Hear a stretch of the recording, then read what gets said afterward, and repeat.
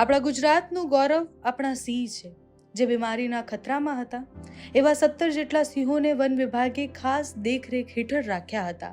હવે એમાંથી 11 સિંહ સંપૂર્ણ સ્વસ્થ થતા ફરી એમને કુદરતના ખોળે મુક્ત કરી દેવામાં આવ્યા છે.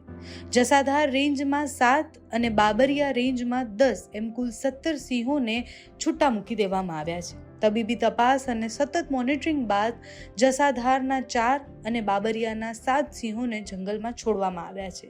હાલમાં જસાધાર રેસ્ક્યુ સેન્ટરમાં એક પુખ્ત સિંહ છે અને 2 સિંહ બાળ છે.